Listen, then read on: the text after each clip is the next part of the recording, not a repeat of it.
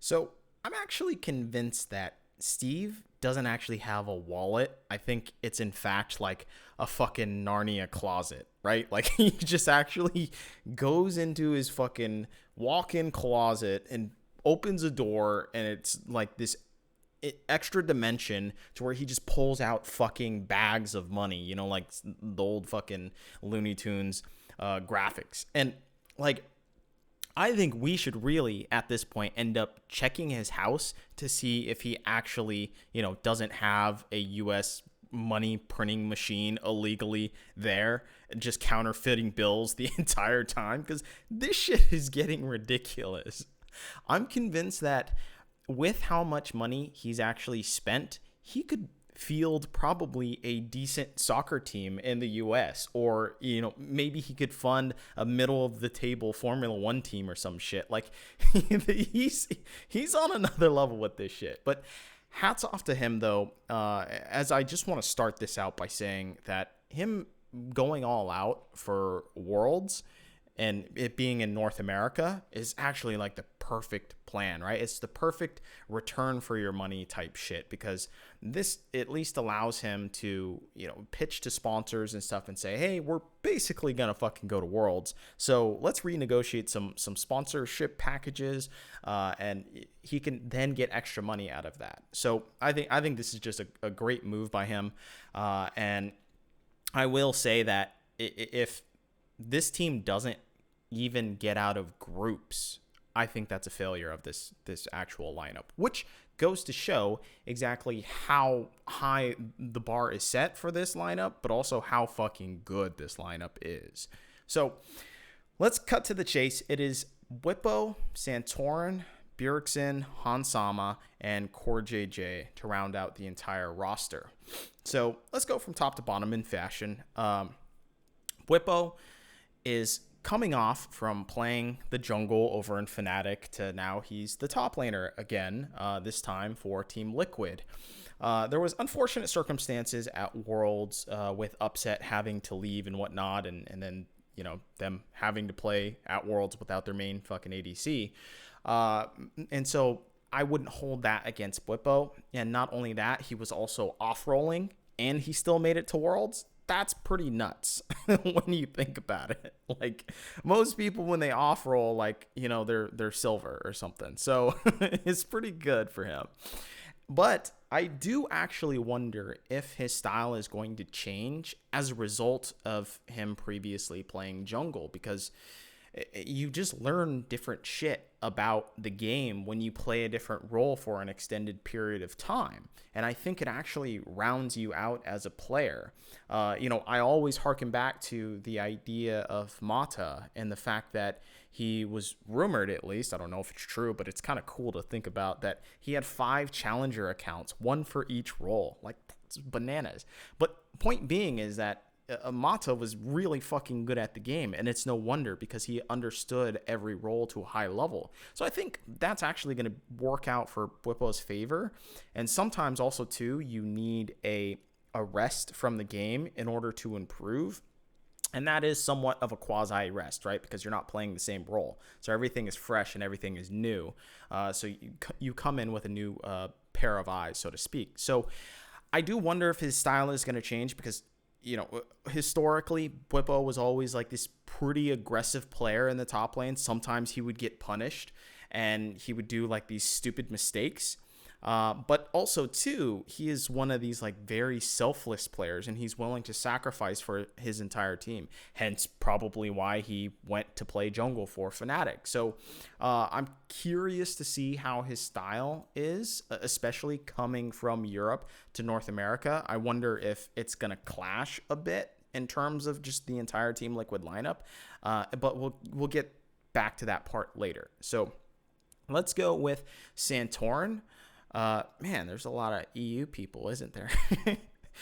So Santorin is now teaming up with his old buddy Bjergsen.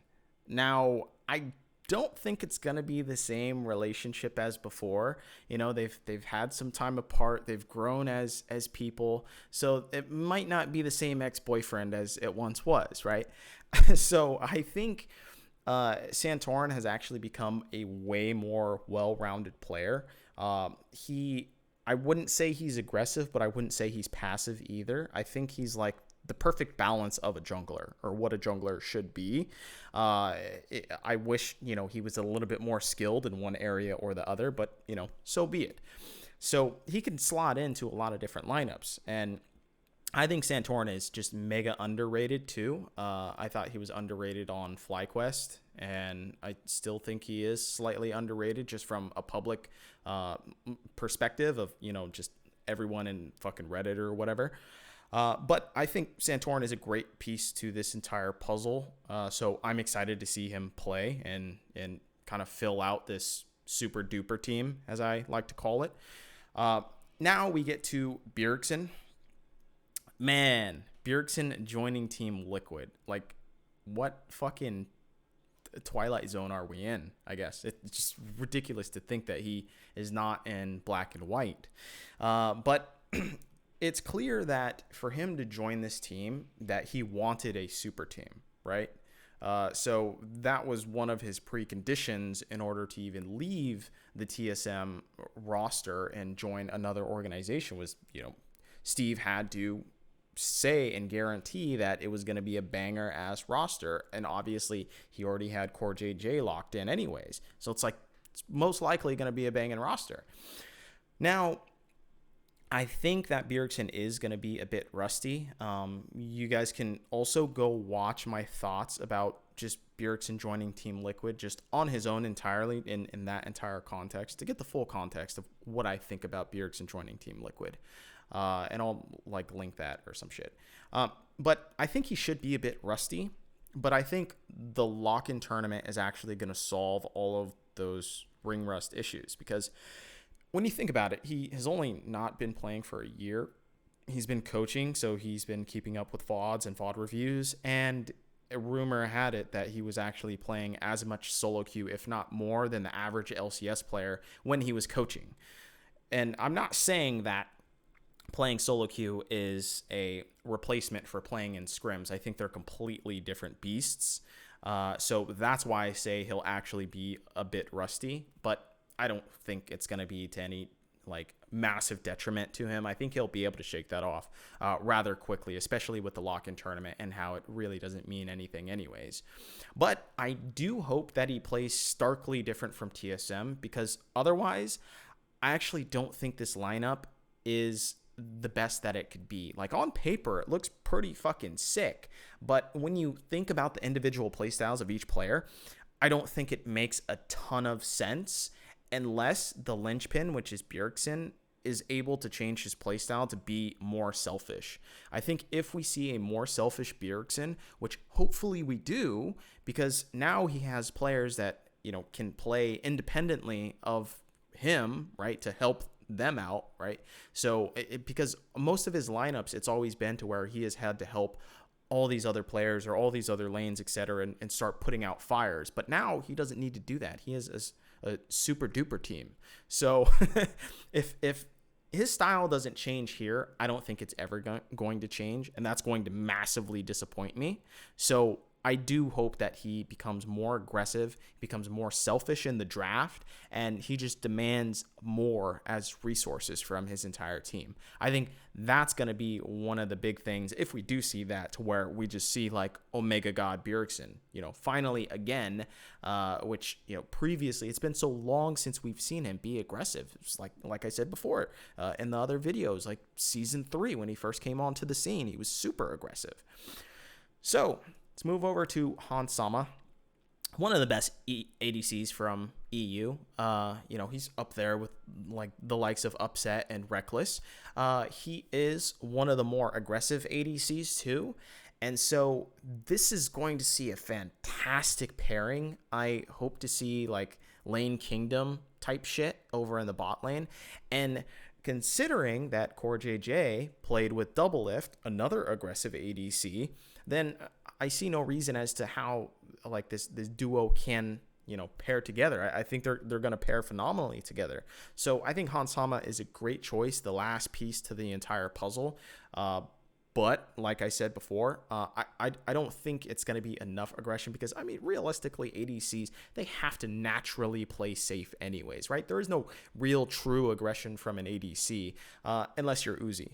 So, like, really, this isn't going to cut it for me in terms of the aggression that I want to find from Team Liquid. And speaking on, Core JJ now, you cannot let this man go. I want to say right now, yeah, he is the best Korean import ever. Like, and I'm talking like ever in North America. I think he is the best Korean import ever.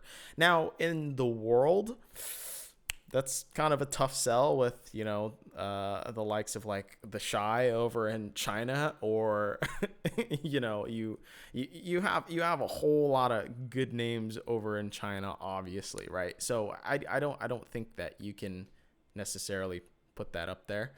But I do think that this is going to be, a stellar lineup. But the one big problem that I have with it is that it's going to lack aggression. You have Santorin, who's not aggressive. You have Bjergsen, traditionally not aggressive. And Core JJ, he can turn it on, and Hansama can turn it on, but there's only so much a bot lane can do. I'm talking about, from the solo lanes. So I think it's gonna lack aggression unless they can solve that immediately. And there's so much self-sacrifice from the entire team. They all have self-sacrificing personalities. You have Santorin, you have Bwipo, you have Bjergsen, you have Core JJ. Like, all of these guys have very self-sacrificing, a mindset for the game. So it's going to be very difficult, I think, to turn that switch off because it's been turned on for so long. So that's the problem that I have with this entire lineup. Also, too, is there going to be a split difference about how to play the game or how to think about the game? Because you have Bwipo that's coming from EU, you have Hansama coming from EU, which has much more of a aggressive playstyle and in your face and keep pressing and keep attacking, versus North American style is more drawn out. It's longer. You wait for the late game, etc.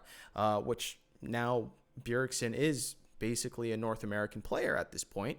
And then you have Core JJ, who has been playing in North America for quite a while too, although he does have tendencies actually to accelerate the game, which I like. So we'll see how that kind of balances out and meshes with the players from EU.